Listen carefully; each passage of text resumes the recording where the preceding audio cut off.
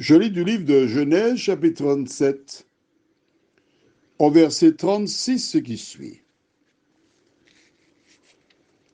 Les Madianites le vendirent en Égypte à Potiphar, officier de Pharaon, chef des gardes. Prions. Notre Seigneur et notre Dieu, alors que nous prendrons le temps pour décortiquer cette référence biblique, nous te remercions de nous éclairer. Que le Saint-Esprit nous conduise dans toute la vérité. Au nom de Jésus et pour ta gloire éternelle. Amen.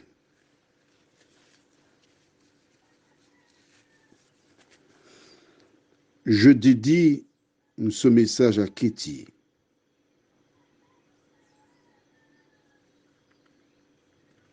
Et à sa mère Dominique.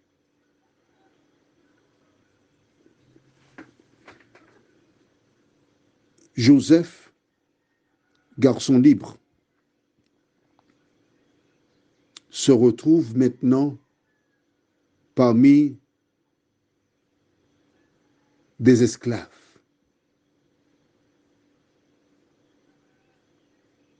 Arrivé en Égypte, il y a certainement une plateforme où on présente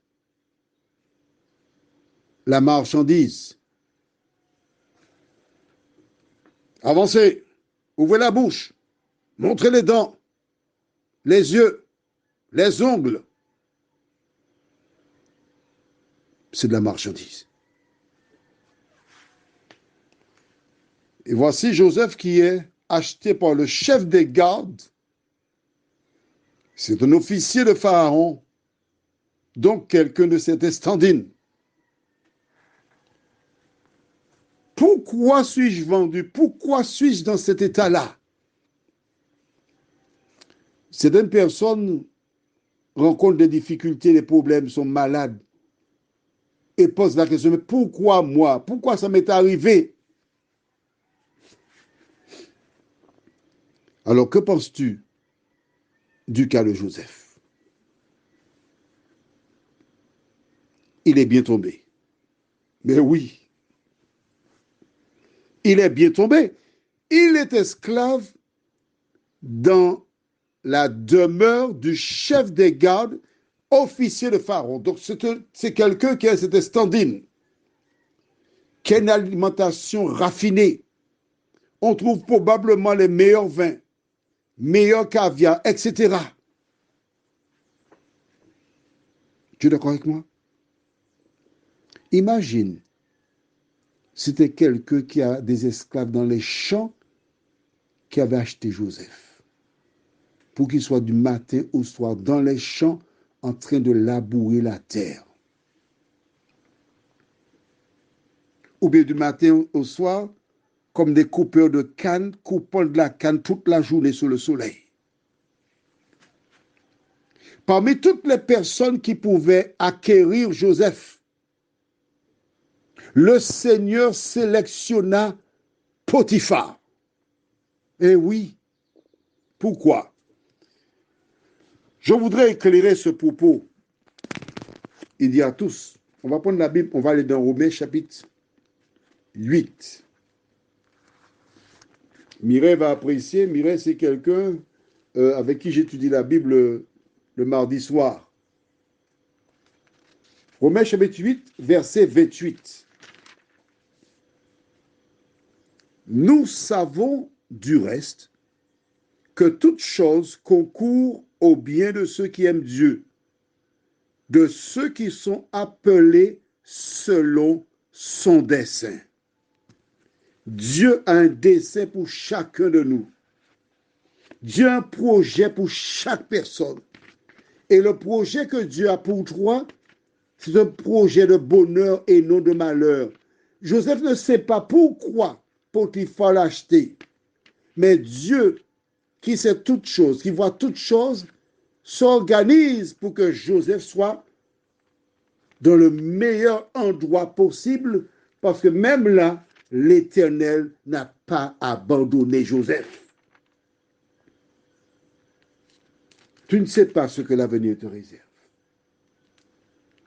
Tu ne connais rien, mais Dieu sait toutes choses. Or, si tu crois en Dieu, si tu as la certitude que Dieu t'aime, quel que soit ce qui t'arrive, tu dis merci Seigneur. Pourquoi? Je t'invite, parce que je voudrais que cela soit clair pour toi, à aller dans un autre livre de la Bible. C'est une référence que j'aime beaucoup. On va aller dans Jérémie chapitre 29. Jérémie chapitre 29. Et nous lisons le verset 11. C'est Dieu qui parle. Car je connais les projets que j'ai formés sur vous, dit l'Éternel. Projets de paix et non de malheur, afin de vous donner un avenir et de l'espérance. Chacun de nous sur cette terre, chacun de nous sur la terre, lorsque nous lisons la Bible, nous découvrons que Dieu dit, je connais les projets que j'ai formés sur vous ou pour vous. Dieu a formé un projet pour toi. Le problème, c'est que souvent, nous sommes pressés, on veut arriver, mais Dieu sait où aller, comment aller. Je connais les projets que j'ai formés sur vous, projets de paix et non de malheur, afin de vous donner un avenir et de l'espérance. Lorsque tu lis la parole de Dieu, quand tu découvres les paroles qui ont été rédigées pour toi, quand tu as foi en l'Éternel, ton seul devoir consiste à dire, Seigneur, je ne sais pas ce que me réserve demain, mais je sais qui tient ma main. Je sais qui me dirige, car celui qui m'a appelé des ténèbres à son admirable lumière m'a dit, ne crains point, ne promène pas des regards inquiets. Je suis ton Dieu, je viens à ton secours, je te soutiens de ma droite triomphante. Prions. Seigneur, voici Joseph qui est vendu. Il n'a pas eu le temps de dire au revoir à son père ni à son petit frère chéri.